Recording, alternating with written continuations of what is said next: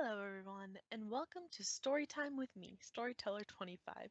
Today we'll be reading The Emperor's New Clothes from the book Hans Christian Andersen's Best Loved Fairy Tales. Many, many years ago lived an emperor who thought so much of new clothes that he spent all his money in order to obtain them.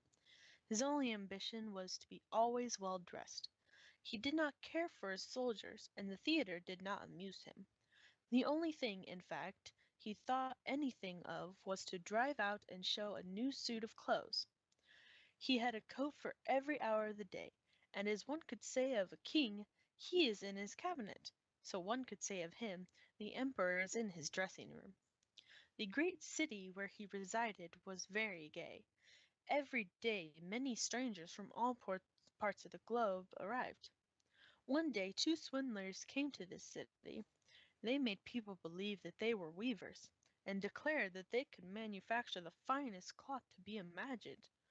Their colors and patterns, they said, were not only exceptionally beautiful, but the clothes made of their materials possessed the wonderful quality of being invisible to any man who was unfit for his office or unpardonably stupid. That must be wonderful cloth, thought the emperor. If I were to be dressed in a suit made of this cloth, I should be able to find out which of my men in my empire were unfit for their places, and I could distinguish the clever from the stupid. I must have this cloth woven for me without delay. And he gave a large sum of money to the swindlers in advance, that they should set to work without any loss of time. They set up 2 looms and pretended to be very hard at work, but they did nothing whatsoever on the looms. They asked for the finest silk and the most precious gold cloth. All they got they did away with, and worked at the empty looms till late at night. I should very much like to know how they are getting on with the cloth, thought the emperor, but he felt rather uneasy when he remembered that he who was not fit for his office could not see it. Personally, he was of opinion that he had nothing to fear, yet he thought it advisable to send somebody else first to see how matters stood. Everybody in the town knew what a remarkable quality the stuff possessed, and all were anxious to see how bad or stupid their neighbors were. I shall send my honest old minister to the weavers, thought the emperor. He can judge best how the stuff looks, for he's intelligent, and nobody understands his office better than he. The old minister went into the room where the swindlers sat before the empty looms. Heaven preserve us, he thought, and opened his eyes wide. I cannot see anything at all. But he did not say so. Both swindlers requested him come near, and asked if he did not admire the exquisite pattern and the beautiful colors, pointing to the empty looms. The poor old minister tried his very best, but he could see nothing, for there was nothing to be seen. Oh dear, he thought, can I be so stupid? I should never have thought so, and nobody must know it. It is possible I am not fit for my office? No, no, I cannot say that I was unable to see the cloth. Now have you got nothing to say? Said one of the swindlers, while he pretended to be busy weaving. Oh, it is very pretty, exceedingly beautiful, replied the old minister, looking through his glasses. What a beautiful pattern, what brilliant colors! I shall tell the emperor that I like the cloth very much. We are pleased to hear that, said the 2 weavers, and described to him the colors, and explained the curious pattern. The old minister listened attentively, that he might relate to the emperor what they said, and so he did. Now the swindlers asked for more money, silk, and gold cloth, which they required for the weaving. They kept everything for themselves, and not a thread came near the loom, but they continued, as hitherto, to work at the empty looms. Soon afterwards the emperor sent another honest courtier to the weavers to see how they were getting on, and if the cloth was nearly finished. Like the old minister, he looked and looked, but could see nothing, as there was nothing to be seen. Is it not a beautiful piece of cloth? Asked the 2 swindlers, showing and explaining the magnificent pattern, which, however, did not exist. I am not stupid, said the man. It is therefore my good appointment for which I am not fit. It is very strange, but I must not let anyone know it. and he praised the cloth which he did not see, and expressed his joy at the beautiful colors and the fine pattern. "It is very excellent," he said to the Emperor. Everybody in the whole town talked about the precious cloth, and at last the Emperor wished to see it himself while it was still on the loom. With a number of courtiers, including the two who had already been there, he went to the two clever swindlers, who now worked as hard as they could, but without using any thread. "Is it not magnificent?" said the two old statesmen who had been there before. "Your Majesty must admire the colors and the pattern." And then they pointed to the empty looms, for they imagined the others could see the cloth.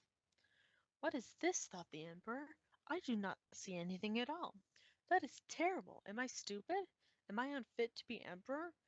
This would indeed be the most dreadful thing that could happen to me."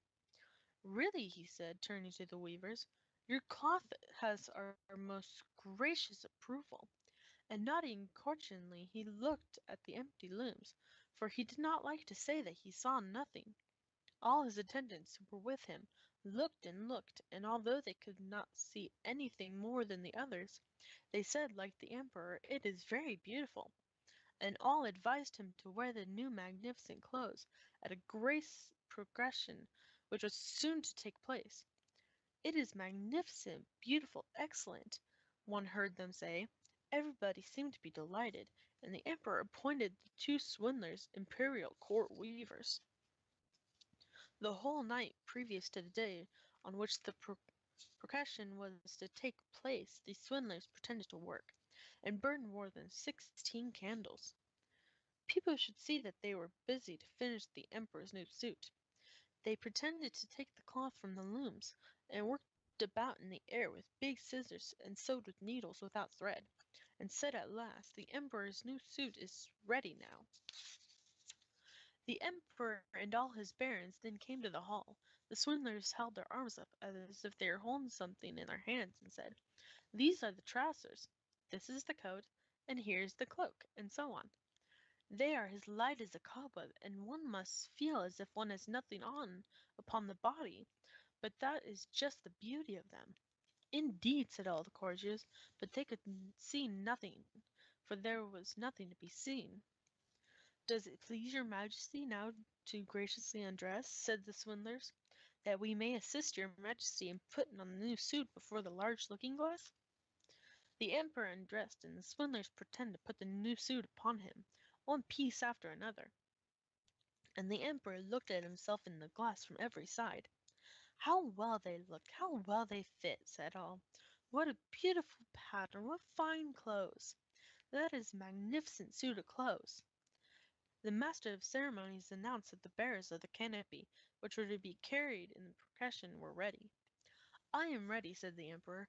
"Does not my suit fit me marvelously?" Then he turned once more to the looking-glass, that people should think he admired his garments. The chamberlains, who were to carry the train, stretched their hands to the ground as if they lifted up a train, and pretended to hold something in their hands. They did not like people to know that they could not see anything. The Emperor marched in the procession under the beautiful canopy, and all who saw him in the streets and out of the windows exclaimed, "Indeed, the Emperor's new clothes are incomparable! What a long train he has! How well it fits him!" Nobody wished to let others know that he saw nothing, for then he could have been unfit for his office, or too stupid. Never an emperor's clothes were more admired. "But he has nothing on at all," said a little child at last. "Good heavens, listen to the voice of an innocent child," said the father, and one whispered to the other what the child had said. "But he has nothing on at all," and cried at last the whole people. That made a deep impression upon the Emperor, for it seemed to him that they were all right. But he thought to himself, "Now I must bear up to the end." And the chamberlains walked with great dignity as they carried the train which did not exist. And that was the Emperor's new clothes. I hope you guys liked it. Thanks for listening. See you next time. Bye.